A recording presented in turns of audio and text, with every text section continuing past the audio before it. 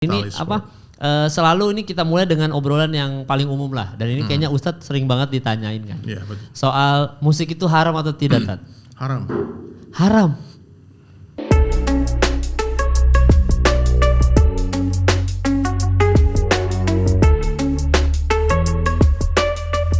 Selamat datang kembali di Bertahan di Industri, dan bintang tamu kali ini ada Ustadz Dunia Skena. Wah, Dunia Skena. Ustadz Skena. Dan ini Ustadz Dery Sulaiman ini kemarin sempat bikin konten di Hammersonic ya? Yes. Ustadz, ya? Aku datang. Aku lihat kayak waktu itu, cuman kita nggak tegeran aja. Aku lihat lagi, serius banget jalannya. Ya ngisi konten, Tat. Iya. Sama CEO-nya itu mau nonton Slipknot juga. Itu hari keberapa, Tat, ya bikin konten ya? Hari ketiga. Iya, nonton Slipknot kan, yang Slipknot kan? Ya. Ustadz nonton Slipknot? Nonton lah. Mosing juga kita. Cuma aku lepas sorban dulu dikit kan. Iya. Keringat-keringatan gitu. Enggak direkam tapi cuma mosing aja. Tapi metal itu kan sport, kata jasad kan. Iya, benar banget, Tat. Dan Metal ini is sport. selalu ini kita mulai dengan obrolan yang paling umum lah. Dan ini kayaknya Ustadz sering banget ditanyain kan. Iya, betul. Soal musik itu haram atau tidak, Tat? Haram. Haram. Wah, gimana tuh, Tat? Coba dideskripsikan. Oh, jadi Keren kan? Musik itu haram. Gini lah. Iya. Musik itu haram kapan? Iya. Di mana? Kenapa? Oke. Terus siapa? Nah, itu pertanyaan itu harus disempurnakan dong pertanyaannya. Oke. Karena itu sebuah kalimat panjang yang dihentikan. Itu koma bukan titik. Musik itu haram itu koma. Oke. Cuman kalau dijadikan titik jadi masalah. Musik itu haram ketika azan berkumandang. Oke. Musik itu haram ketika dinyanyikan di dalam masjid. Nah, musik itu haram ya ketika sudah lirik-liriknya mengajak orang mendurhakai Allah, ngajak maksiat, ngajak zina, ngajak mabuk. Haram, jelas haram. Atau memuja syaitan, black metal kan. Itu black metal berarti puja setan beneran? Iya, itu kalau liriknya itu mau dia puja-puja setan itu haram, jelas. Watain. Watain ada di Hammersonic. Oh iya. Iya, itu haram jelas. Kita nggak semua orang juga sepakat itu. Terus perempuan seksi membuka auratnya, dia meliukkan tubuhnya bernyanyi dengan suara merdu di depan laki-laki ajnabi yang bukan mahramnya, haram. Ya, jadi hati-hati. Sama aja kayak orang nanya baca Al-Quran itu gimana, Ustaz? Haram. Kapan? Ketika di dalam toilet. Nah, kamu dalam WC mentang-mentang hafiz Quran ngaji, bukan pada tempatnya. Ya, atau ketika khatib sedang khutbah, perintah Allah tuh mendengar bukan membaca. Wah, ini jos nih, gara-gara dia hafiz Quran dia baca juga. Nah, maka setiap perintah itu ada waktunya, setiap waktu ada perintahnya. Ini harus dipahami nih, setiap waktu ada perintahnya, setiap perintah ada waktunya. Nah, maka Nabi katakan sa'ah wa sa'ah, ada waktu-waktunya. Bukan main musik 24 jam. Kalau dulu maaf ya, sebelum kenal dakwah ya, aku tuh bisa 3 hari 3 malam di studio. Nggak keluar, sholat enggak, apa enggak, mandi enggak, kadang-kadang apa enggak. Udah musik aja, pokoknya musik itu udah seperti agama dah. Oke. Bahkan band itu seperti Tuhan bagi kita. Kalau nggak ada band, nggak ada panggung, nggak ada gitar, nggak bisa makan. Seakan-akan yang ngasih rezeki itu gitar, bukan. Maka kalau aku ketemu gitaris, saya bilang, gitaris yang ngasih kamu makan itu Allah, bukan gitarmu. Hai basis, yang ngasih kamu makan itu Allah, bukan bassmu. Hai drummer. Maka kita harus jelaskan kepada semua orang, kita diciptakan bukan untuk jadi gitaris, bukan untuk jadi basis, bukan untuk jadi drummer, tapi untuk mengabdi kepada Allah. Wa ma khalaqtul jinna wal insa illa liya'budun. Profesi boleh beda-beda. Ya, makanya ketika awal-awal mulai belajar agama di Bali kan, aku merasakan memang mudarat musik ini banyak. Maka aku putuskan meninggalkan musik 11 tahun. Apanya itu? Bermusik ya? Meninggalkan band. Oh, meninggalkan band akhirnya udah 11 tahun total 11 tahun enggak main musik waktu itu, dari tahun 2000 kan mulai hijrah. Iya. Sampai 2011. Oke. Aku fokus ngaji, baca Quran dari pondok ke pondok, pesantren, enggak ada sosial media macam-macam. Waktu itu mah belum ada kan macam-macam. Ya. Dulu waktu itu masih zaman BB lah. Belum Belum ada. Ping. Ya. Tapi kan suara perempuan katanya suara aja aurat. Aurat, Kan? ya. Berarti perempuan gimana dong kalau musisi perempuan nih? Iya, kalau kita bicara takwanya memang mesti jangan deh. Perempuan tuh mesti nyanyi depan lakinya aja. Mestinya. Nah, tapi ada juga yang mengatakan sekedar hiburan asalkan lagunya tidak mendesah, lagunya tidak mengundang syahwat. Ya. Ya, mubah saja. Cuman ada memang sekelompok umat Islam ya, sebagian daripada ulama juga yang tegas mengatakan seluruh musik haram. Kapanpun, dimanapun haram, pokoknya haram katanya. Alat musik haram. Nah, jadi kita menghormati perbedaan pendapat itu aja. Oh iya. Jadi kalau mereka mengatakan semua alat musik haram, mereka harus konsekuen. Ya. Maknanya kalau ada dia tak sengaja dengar musik, dia harus tahan itu, jempolnya jangan gerak. Karena kalau jempolnya goyang-goyang nanti berarti dia menikmati perkara yang diyakini keharaman, ya bahaya kan. Atau dengar dangdut gitu. Nah, dia harus tahan. Harus tahan tuh. Harus tahan. Enggak, haram. Nah, tapi kalau dia masih anggu-anggu, apalagi masih nonton bioskop, nonton Netflix, masih punya TikTok, berarti dia tidak konsisten dengan pendapat dia. Jadi tidak satu orang pun yang meyakini haramnya musik, seluruh musik haram, dia punya akun YouTube. Mereka nggak nonton TV, mereka nggak punya akun TikTok, Instagram, karena semua aplikasi musik. Jadi sangat aneh orang yang komentar di ketika kita lagi live, aku lagi gitaran live dan musik haram. Lah, ngapain lu bikin TikTok? Nah, berarti lu sama kita ini 11-12 lah. Kalau kamu 12 aku 11 ya gitu. Kamu lebih baik lah. Tapi yang jelas kita tuh nggak jauh berbeda. Oke. Gitu. Gak Jadi bisa denger Maher Zain, gak bisa tuh ya. Iya. Opik. Kalau Maher Zain setelah dia bikin lagu Insyaallah, dia langsung menemui Syekh Yusuf Al-Qaradawi menanyakan fatwa tentang lagu itu. Dia dengarkan lagu Insyaallah dengan full instrumen itu, maka dikatakan ini ahsan, ini bagus. Kata mufti besar almarhum Syekh Yusuf Al-Qaradawi. Nah, jadi di Indonesia 99% ulama memegang pendapat itu.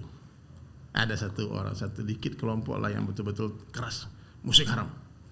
Nah, tapi mereka pun masih ikut bernyanyi ketika Indonesia Raya dikumandangkan. Sementara itu juga dengan full orkestra kan. Ya. Jadi kalau seandainya jadi gini loh. Iya benar. Indonesia Raya ya. Itu full orkestra. Jadi kalau semua orang yang mengatakan musik haram, itu aku tanya, aku bikin challenge, kamu bikin video, aku rekam, bilang lagu Indonesia Raya itu haram atau Garuda Pancasila. Sampai sekarang challenge itu belum ada yang berani. Hilang dia malamnya.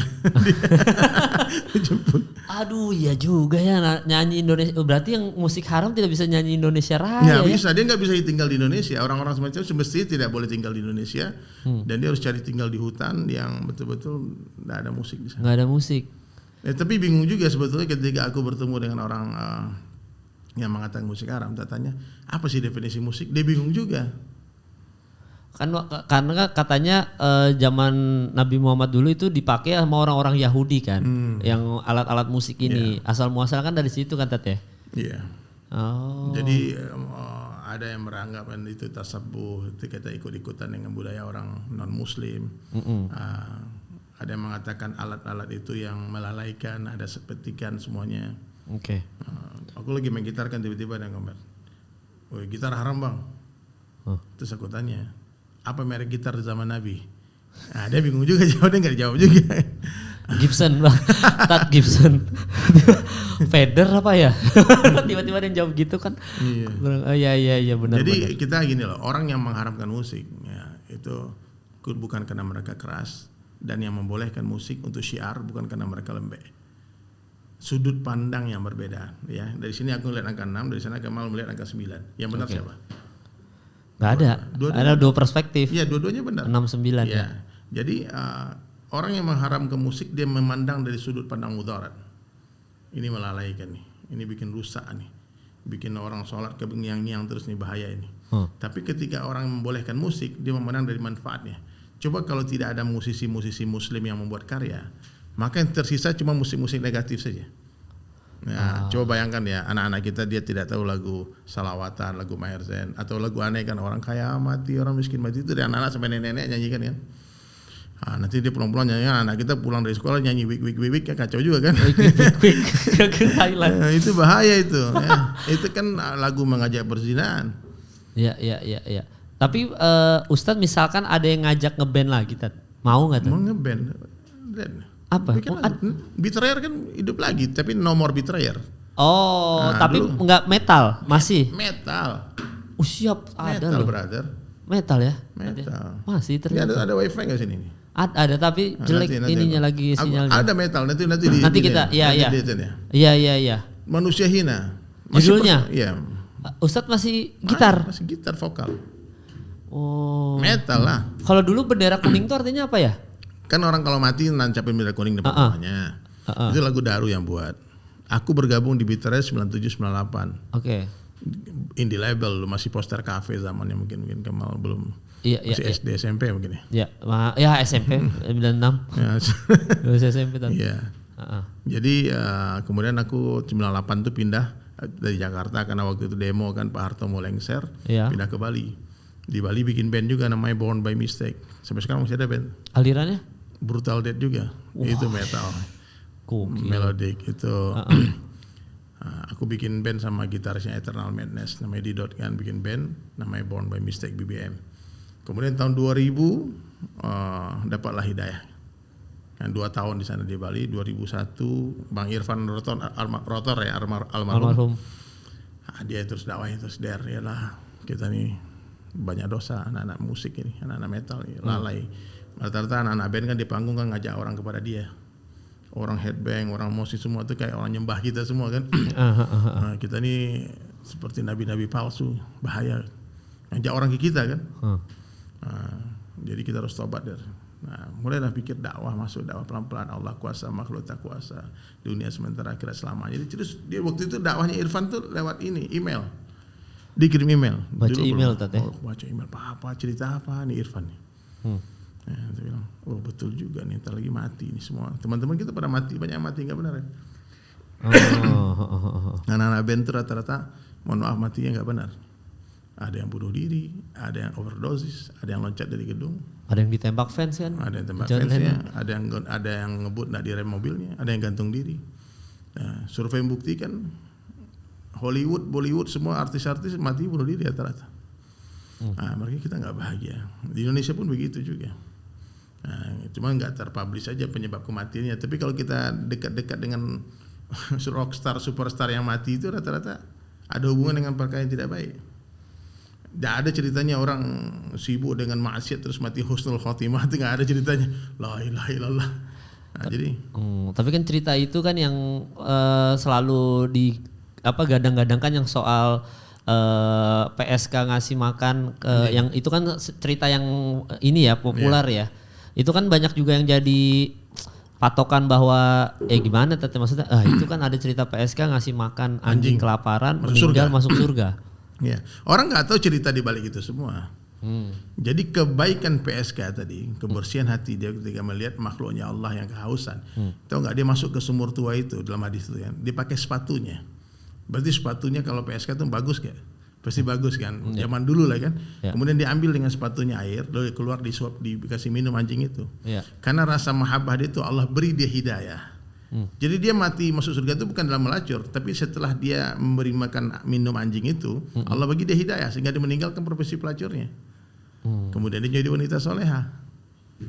Oh itu ininya itu nggak diceritain tuh, jadi itu didalilin aja. Itu pelacurnya masuk surga ya, udah kita ngelacur aja ya begitu. Iya. Oh iya ada backstory yang ada kita ceritanya komplitnya nggak diceritain gitu.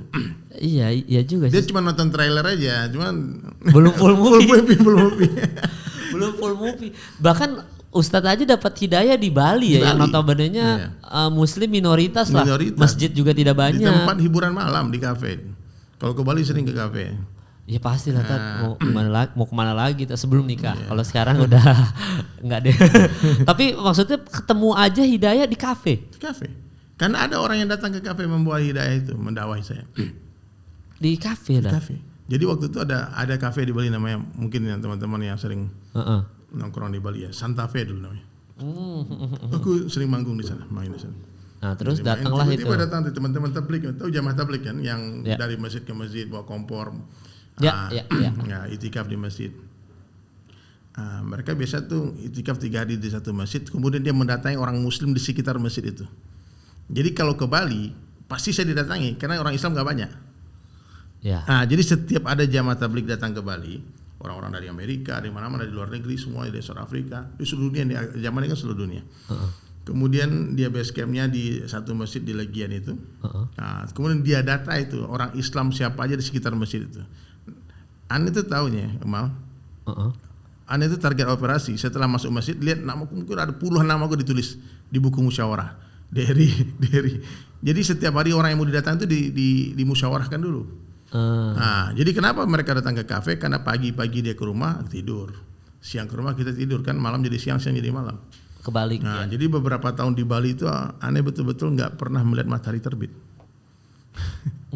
Tidurnya jam 3, jam 4 kan.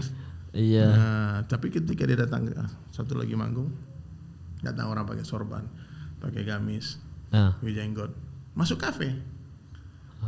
Dalam otakku tuh bilang, ngapain teroris kesini nih, ngapain nih, ngapain orang-orang di sini.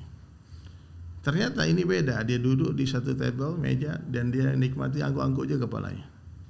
Nah, dengar musik, hentakan musik itu. Oh ini ustadz ini rock and roll juga rupanya nih, metal juga nih kan. Nah, sehingga penasaran, pulang selesai manggung, taruh gitar, temui mereka. Dari mana? Dia bilang dari masjid, bising kan. Nah, terjadilah dialog singkat waktu itu, tapi memang pembicaraan yang dari hati, meskipun sederhana, tembus ke hati. Apa itu, Tat? Dia cuma bilang, kamu nih orang mulia. Mulia. Kita gondrong, metal, dreadlock, tiba-tiba dibilang orang mulia. Dia bilang, kenapa orang mulia? Kamu calon raja di surga karena di hatimu ada la ilaha illallah. Dia bilang, kami sengaja datang ke sini looking for you. Kami cari kamu. Baik. Dia bilang, kenapa? Karena kita saudara. Terus akhirnya ditashkil lah waktu itu, namanya kan diajak kan. Dia bilang, brother, please come to masjid. Ya, kami mau bicara banyak. We want to talk a lot with you. Ya, please. Waktu itu Anda bilang insya Allah. Kalau anak metal bilang insya Allah, dia pasti datang. Karena kalimat itu sekali setahun terucap. Yang susah ini hanya insya Allah ji, ya. Itu datang biasa itu. Hari ini kan insya Allah itu digunakan orang Islam sebagai alat untuk berdusta, untuk melegalkan kedustaannya. Insya Allah. Nah, itulah ceritanya itu awal-awal itu. Makanya aku memahami yang aku bilang kalimat yang viral itu kemarin kan, cahaya dakwah itu adalah cahaya. Dan tidak mungkin cahaya takut dengan kegelapan. Yang ada cahaya akan berjalan ke tempat-tempat gelap dan menerangi tempat itu. Jadi nggak mungkin orang Islam takut dengan konser Slipknot, takut dengan konser Coldplay. Ada BMTH. Baby metal mau datang mungkin takut ya, kita datangin gitu. Iya. Nggak mungkin kita datang tiba-tiba kita jadi satanik, nonton black metal, enggak lah. Iya. Ataupun orang nonton Coldplay pulang-pulang jadi homo kan gitu. Nggak mungkin kan. Nggak mungkin. Nah, jadi kita tahulah batasan-batasannya. Aku bilang, ya meskipun satu orang saja nih, kita datang ke konser kemarin, aku ke Slipknot, kita ketemu kan di Slipknot itu. Iya. Dia bilang, satu orang saya dapat hidayah. Gara-gara aku datang ke konser Slipknot, ada satu orang yang tersentuh hati, kemudian dia bertaubat. Satu orang yang dapat hidayah itu lebih berharga daripada dunia beserta isinya. Nabi yang bilang. Jadi satu orang yang dapat hidayah asbab kita, asbab Kemal, orang masuk Islam, ya, ataupun orang yang tadinya maksiat bertaubat, yang tidak berhijab jadi berhijab gara-gara kita. Maka satu orang itu lebih baik daripada mendapatkan unta merah satu lapangan. Itu kiasan. Unta merah waktu itu kendaraan termewah dan termahal. Itu hadis ini dikatakan itu lebih baik daripada seluruh benda yang disinari matahari. Nah, jadi satu orang gara-gara kita dia kemudian Allah bagi hidayah, berubah hidupnya, ketemu kita. Nah, maka itu cukup untuk bekal kita berjumpa Allah. Maka saya bilang dakwah nih, datang aja. Mungkin tidak ada orang dapat hidayah, tapi minimal ada orang yang terbesit hati ingat Allah kita yang melihat kita di sana. Kita kan nggak mungkin bicara kepada semua orang, tapi semua orang bisa lihat kita kan. Nah, makanya kenapa Anda pakai kayak gini terus kan? Mudah-mudahan ketika Anda jalan di mall, jalan kemana-mana keliling dunia kan, jalan seperti ini di airport, orang ngelihat, orang bisik-bisik, teroris, radikal. Minimal dia bicara tentang Islam meskipun dia benci. Meskipun dia nggak suka, dia udah mulai berpikir tentang Islam. Nah, mulai dia kepoin, mulai dia cari. Oh, mudah-mudahan setelah 2 tahun 3 tahun kemudian dia dapat hidayah.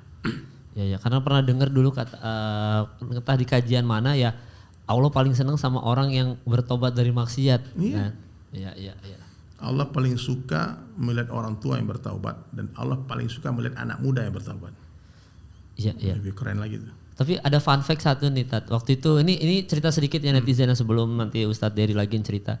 Waktu itu gue pernah umroh, Tat, diberangkatin karena abis main film Surga yang Tadi Rindukan dapat jatah umroh. Pas umroh di sana memang nggak ikut pelatihan manasiknya, nggak datang karena memang nggak ada niatan kan diberangkatin. Jadi di hati itu nggak ada yang nggak belum siap ini. Tapi karena ada yang berangkatin, ya udahlah namanya rezeki berangkat aja. Itu waktu perjalanan Mekah Madinah itu semua orang baca doa di mobil kan kita Madinah Mekah kan kita turun di Madinah dulu kan, Nabawi dulu baru ke Mekah. Pas di busnya dari Madinah menuju Mekah itu 6 jam perjalanan apa 5 jam gitu lupa. Itu yang lain baca doa Tat. Ini tapi jangan ditiru teman-teman ya.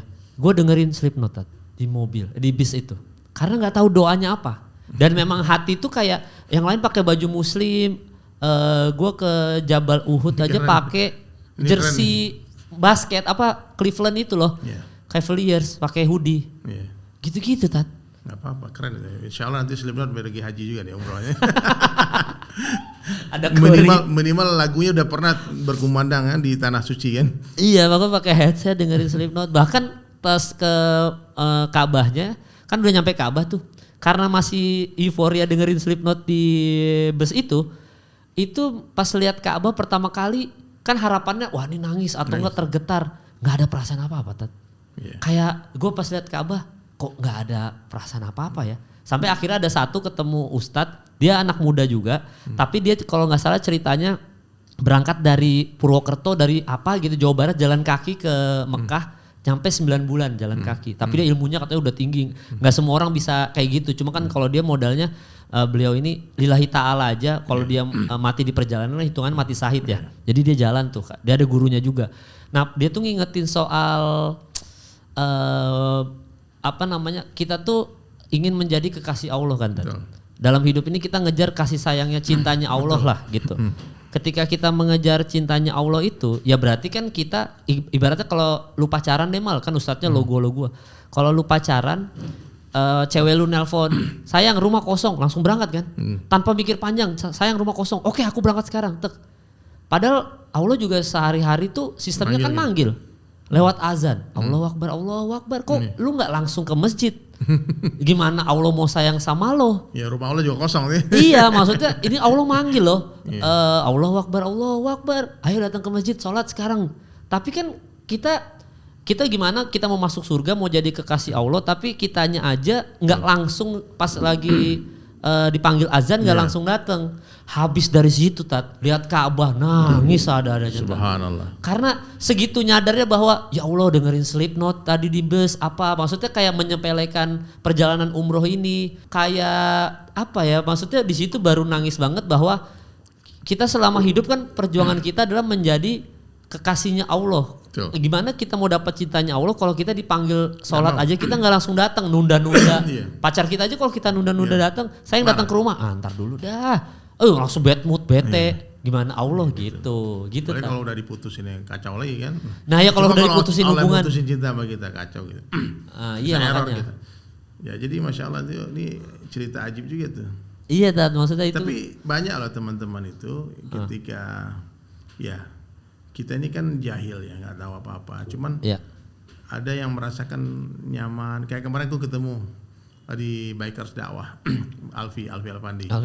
Teman-teman. Ya, dia ketemu di sana, dia bilang, "Wih, kita ini Ustaz kalau lagi sholat tahajud tuh dengerin lagu System of a Down." Toxicity. Bukan. Itu ini ya Lonely Day. Iya. Lonely Day. Itu kalau dengar lagu itu katanya aku bisa nangis. Jadi ingat Allah gitu. Jadi kan hari kesepian, hari kesepian. The most loneliest day of my life. Jadi kalau lagi zikir tuh aku putar lagu itu Ustaz pakai kacau juga kan. Jadi zikirnya metalhead tuh memang beda memang. Beda ya. Beda. Ada metalhead yang akhirnya ini Tat, maksudnya jadi taubat juga gitu. Ada pasti Tat ya? Yang tato-tatoan juga ya. Banyak. Itulah senior kita kan, Bang Irfan Rotor meninggalnya insyaallah husnul khatimah. Baik. Purgatory semua sudah orang-orang soleh semua kan. Itu lirik-lirik lagunya semua dari lirik-lirik ayat Al-Quran. Wah Purgatory mah gokil Tat, manggung aja. Ya, salawatan dulu. Salawatan dulu itu soleh semua. Itu ada sutradara tuh teman gua Mas Anggi Umbara. Sutradara yang bikin gua terkenal juga tuh Tat. Iya Purgatory, dan itu sah-sah aja sebenarnya kayak Purgatory salawat dulu sebelum dia headbang orang ini. Musik boleh metal, sholat nggak boleh tinggal.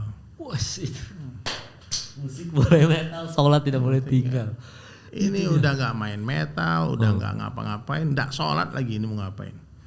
Maka aku bilang nih teman-teman kalian ya, senakal apapun kalian jangan pernah tinggalkan sholat. Tapi sebaik apapun kalian jangan pula tak sholat.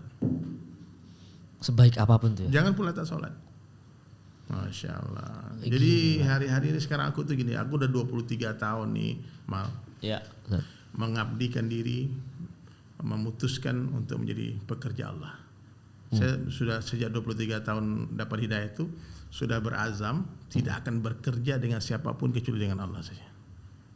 Nah, jadi dakwah saja, siang berdakwah malam menangis, dakwah siang berkeringat malam menangis, itu aja. Siang pun datang orang ke rumah, maka ketika malah ngajak datang ke sini saya siap sami'na wa ta'ana langsung berangkat. Ya kalau jangankan diundang, nggak diundang pun kita datang. Ya, apalagi diundang lari gitu.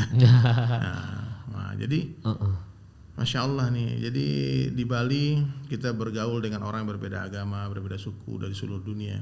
Jadi kalau orang bicara tentang perbedaan-perbedaan di Jakarta itu, aku tuh udah biasa. Saya bilang, lah, aku ketemu orang Hindu, bahkan orang yang pertama kali yang menyuruh aku belajar agama itu sebetulnya bukan Bang Irfan, tapi orang Yahudi namanya Zion Cohen. Oke. Ya, orang Yahudi di Bali. Aneh, dia bilang kan kamu ngaku Islam tapi nggak pernah sholat, nggak pernah ini, aku party kamu ikut party, aku makan di bulan Ramadan kamu nggak puasa. Dibilang Islam aliran apa ente, katanya, kata Yahudi tadi. Saya bilang, ini ada urusan apa nih Yahudi ngomong-ngomong agama, ini kan privacy nih agama nih, kita pikir gitu kan. Akhirnya dia bilang, you must learn Islam, brother. Kamu harus belajar Islam. Islam is good for you.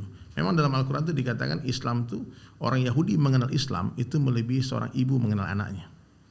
Jadi maknanya orang Islam itu bukan orang Yahudi bukan orang tersesat, tapi dia orang yang membangkang. Dia yakin Islam benar, dia nggak mau ikut. Oh itu. Nah, maka ghairil maghdubi alaihim waladdallin itu amin. Ada yang orang yang maghdub, ada yang dhalin, ada yang tersesat, ada orang yang menolak. Yahudi itu yang Yahudi orang-orang yang menolak, dia tahu. Kalau dalam Islam ya, mohon maaf ya, yang Nasrani dia tidak tahu. Dia tidak tahu. Nanti insya Allah kalau orang Islam yakin nanti Nabi Isa alaihissalam akan turun itu untuk memberitahu aku bukan Tuhan. Nah, is the last, itu yang ditunggu-tunggu tuh. Jadi Nabi Isa alaihissalam akan diturunkan ke dunia untuk memberitahu, salah satu tugasnya memberitahu seluruh followersnya, aku bukan Tuhan. Aku adalah seorang nabi, hamba Allah. Oke, ini keluar dari topik dikit nih. Tadi soal Nabi Isa turun ya.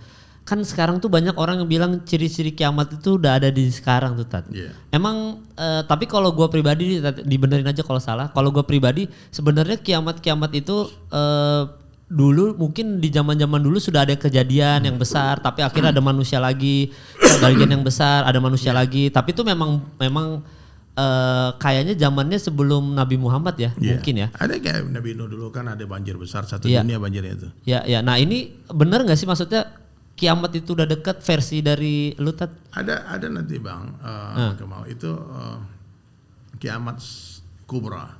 Ya, kubra. Kita yakin itu yang hancur bukan cuma dunia. Matahari pun Allah hancurkan tanpa bekas.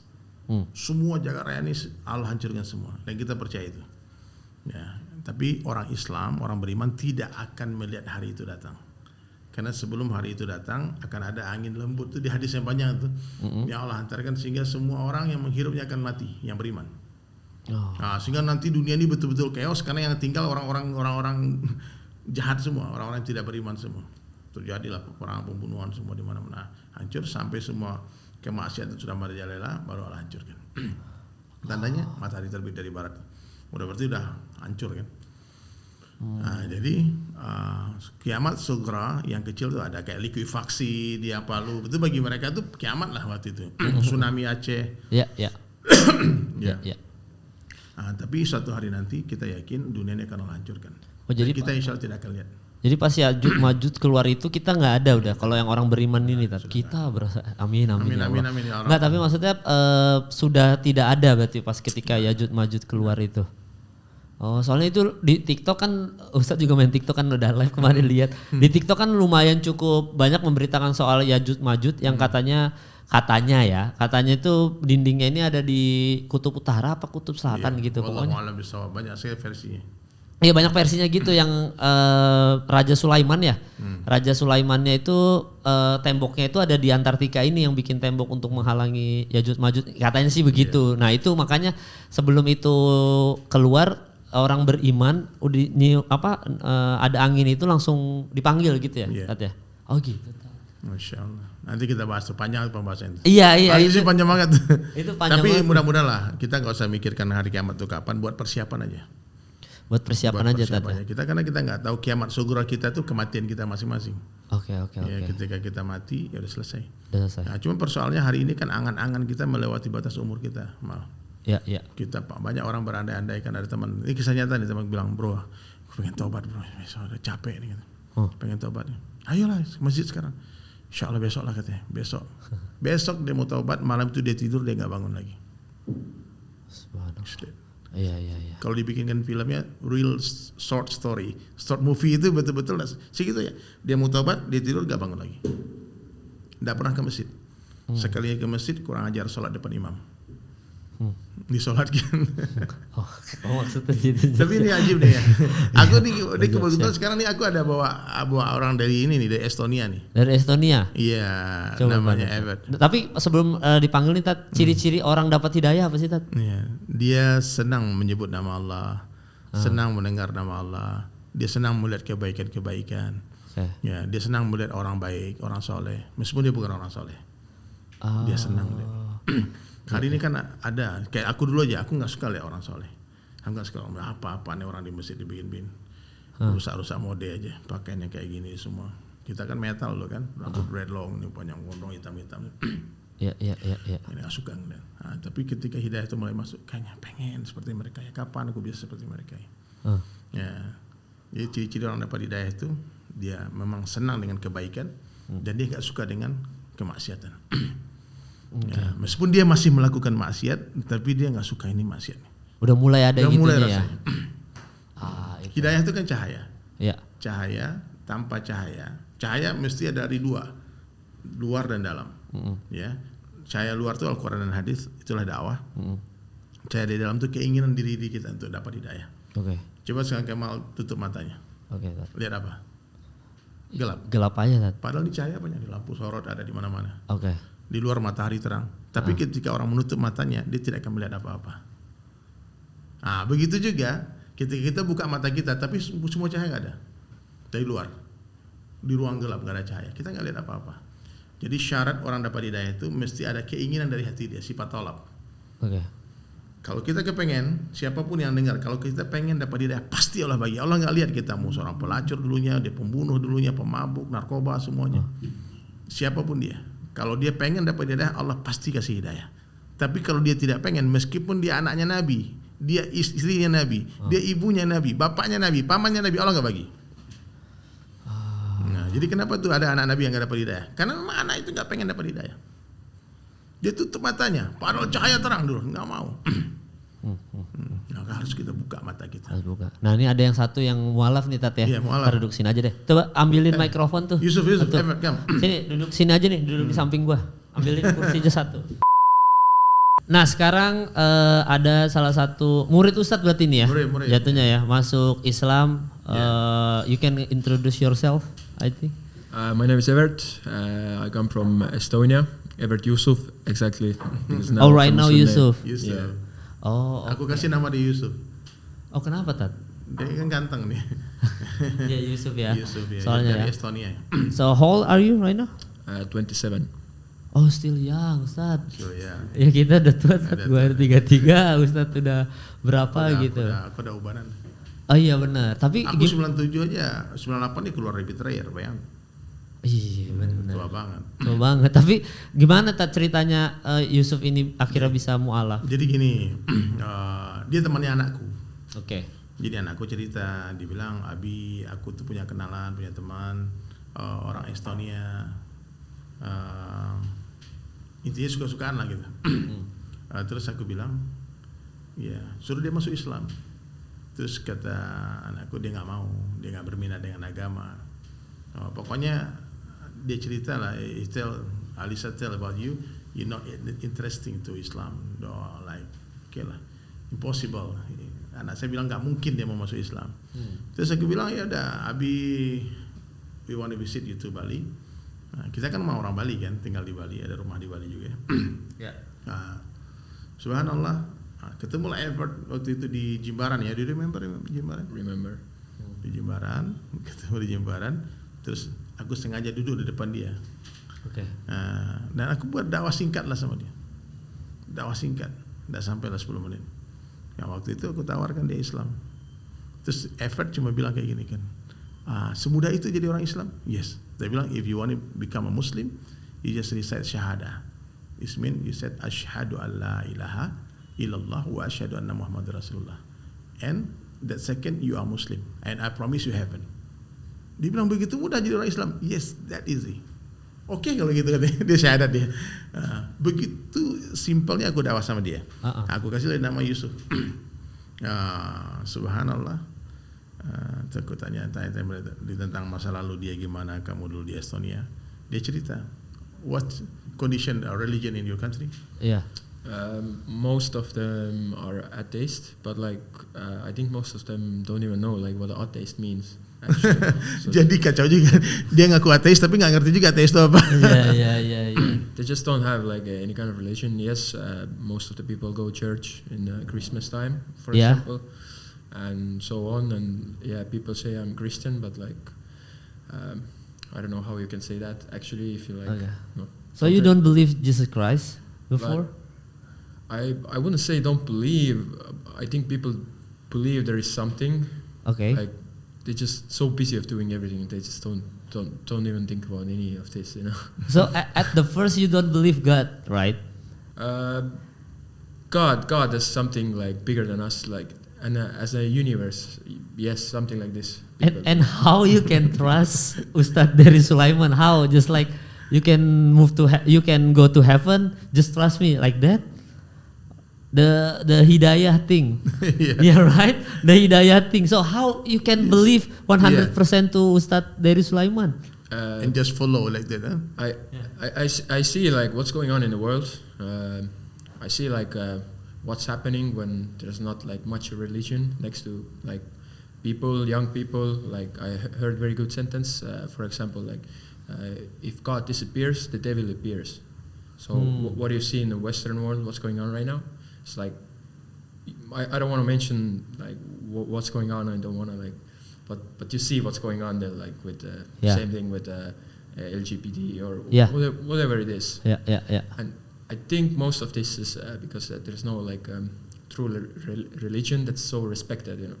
And Islam is like I think most of the respected religion, like of all the religions. So that's why.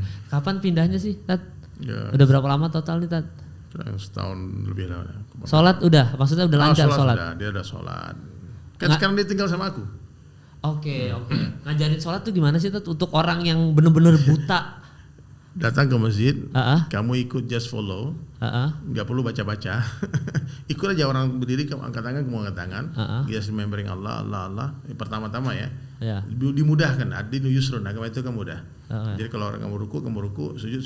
Pertama dia belajar sholat, dia pas berdiri itu jatuh dia ke belakang. You remember the first time I teach you to sholat? I remember in Jimbaran. Jadi dia tuh pas nggak bisa berdiri, kan duduk tahiyat itu kan susah. Jadi setelah ngobrol itu, mungkin gini satu jawabannya yang ada jawab sama Edward. Kenapa dia mau ikut? Dan hampir semua orang yang aku ajak itu ikut. Kenapa? Karena dia melihat keyakinan yang sempurna ketika aku menjanjikan dia surga itu. Gimana ngomongnya, Tat? I promise you heaven. I promise you. Trust me. Dan itu yang dilakukan Rasulullah dulu, menjanjikan sesuatu yang gaib kepada para sahabat. Kan sulit tuh menjanjikan yang gaib itu kan. Ya, tapi ketika keyakinan itu datang, maka keraguan-raguan akan tumbang. Hari ini kenapa kita tidak bisa mendakwahkan Islam, menyebarkan Islam? Karena kita sendiri sebetulnya tak yakin dengan agama kita. Itu persoalannya. Sekarang gini, Kemal ngelihat teman non Muslim meninggal dunia, nangis nggak? Nangis? Sedih nggak? Ya, ada sedih kalau dia teman banget. Bukan non atau tetangga atau bukan teman. Oh, bukan teman nih? Atau siapa sedih dengar kabar ada banyak non Muslim meninggal sebelum Islam. Itu Rasulullah SAW melihat jenazah Yahudi lewat, dia nangis. Kenapa? Karena beliau membayangkan akhirat bukan dunia. Nah, hari ini sekarang kita lihat ada teman kita, mohon maaf ya, dia ini keyakinan kita ya. Keyakinan kita nggak perlu juga merusak, maksudnya menyalahkan keyakinan orang. Ya. Ya soalnya kebanyakan mungkin kayak Yusuf ini juga kan nggak percaya life after life after death kan. Jadi kan mereka kan nggak percaya gitu loh Tat. Maksudnya ya hidup YOLO aja. Betul. Cuman mungkin waktu aku aja syahadat itu, kan aku memudahkan saja. If you want to become a Muslim, make syahadah. Itu baru Islam loh. Belum mukmin loh. Oke. Kan Islam, iman, ihsan itu ada tingkatannya. Oke. Kan ketika Jibril datang merapatkan lututnya ke Rasulullah, tanya, apa itu Islam? Syahadat. Jadi kalau dia syahadat dia Muslim. Semua orang bersyahadat Muslim. Ya, kemudian sholat, kemudian zakat, puasa, haji itu Islam. 5 rukun Islam. Iman apa? Percaya kepada Allah, percaya kepada malaikat, percaya kepada kitab suci, percaya kepada nabi-nabi, percaya kepada hari kiamat yang kita bahas tadi kan. Terus percaya kepada takdir. Maka orang beriman tidak mungkin katakan coba kalau begini, coba kalau begitu. Orang beriman akan katakan ini takdir dari Allah. Ya. Kalau ada sahabat mengatakan daripada aku mengucapkan coba kalau begini, coba kalau begitu, lebih baik aku memakan bara api daripada aku harus mengucapkan kalimat itu. Jadi orang beriman itu tidak ada coba kalau gini, nggak bangkrut kita kalau lo nggak gini, kalau nggak sini nggak mati dia itu. Itu kalimat itu telah mencabut keimanan. Ya. Nah, sekarang mungkin efek sudah Islam, tapi iman mungkin bertahap masuk ke hatinya dia. Pertama mungkin dia percaya belajar mengenal Allah dulu, kemudian dia belajar tentang malaikat dulu, kisah nabi-nabi dulu. Nah, setelah itu baru ihsan. Ihsan itu tinggi, merasa dilihat Allah. Effort. But you still drink alcohol until now? No, right? Before Islam, you drink alcohol, right? Definitely. And you like it? I did. So how you stop drink alcohol? I just don't concentrate on other stuff and stuff like this. How about free sex? I don't know. Yeah. Right? Free sex. How you stop? Let's say I'm still in a learning position where I'm still like learning a lot about Islam and stuff like this. So like I'm getting there slowly, step by step. No, it's okay. It's okay. Progress. And you pray 5 times in a day? I try to do that. Yeah. I try to do that. Berarti masih bolong-bolong ya Tat ya sebenarnya Tat ya. Kalau sama aku dia ke masjid sholatnya. Oh, tapi kalau nggak ada ustadz nggak itu? Nggak tahu lah, nggak tahu. Tapi yang jelas, ya kalau dia sama aku dia aku aja lah ke masjid. 5 times.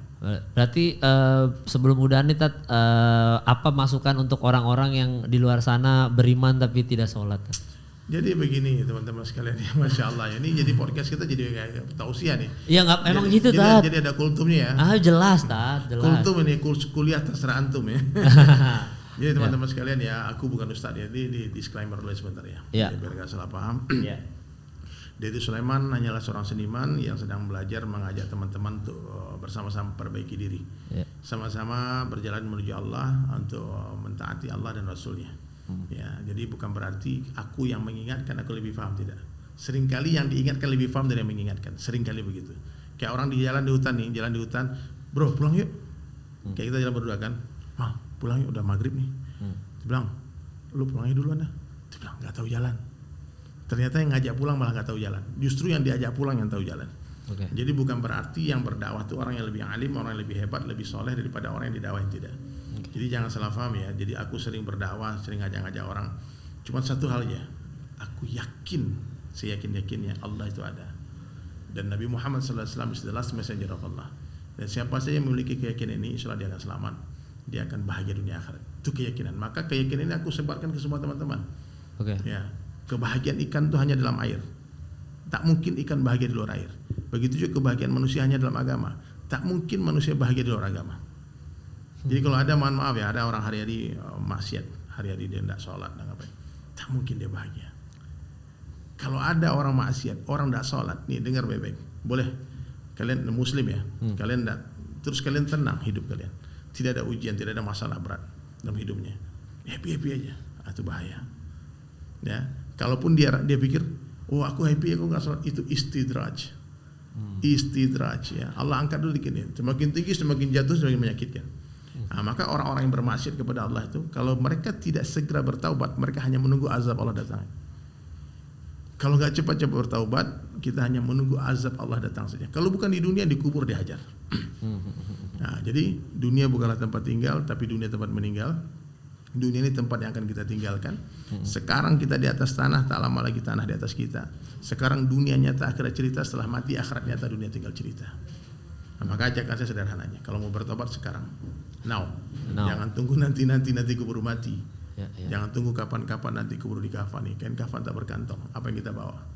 Apa yang kita makan jadi kotoran, yang kita tinggalkan jadi rebutan, yang kita infakkan di jalan Allah, itulah rezeki kita sesungguhnya. Maka ajal tak menunggu kita bertaubat, kitalah yang harus bertaubat menunggu ajal itu datang. Itu aja kan. Pokoknya sederhana saja. Ya, kita harus merasa humblekan hati kita, tawadukkan hati kita. Ini kesimpulannya ya. Ya, kita harus jadi orang baik, hati kita bersih, tidak ada iri, hasad, dengki, mau orang, tidak ada kebencian, tidak ada dendam. Lihat orang baik aja. Yang kedua, kembali kepada sunnah Nabi, hidupkan sunnah Nabi semampunya bukan semaunya. Ini sunnah, semua sunnah.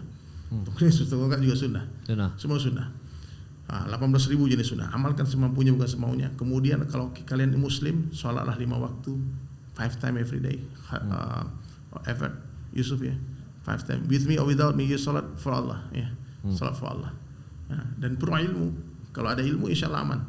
Ya, orang hari ini tidak tahu kenapa dia malas sholat, karena dia nggak tahu untungnya. Nah, coba sekarang nih, aku kasih tahu, kalau kamu sholat subuh, kamu dapat uang 1 M. Penuh nggak masjid?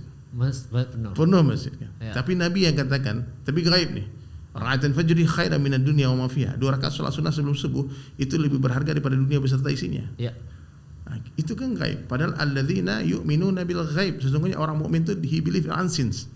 If you believers, if you mukmin, kamu harus percaya kepada unseen, kepada yang tidak tampak. Nah, tapi kita yakin kita masih kepada yang nampak-nampak.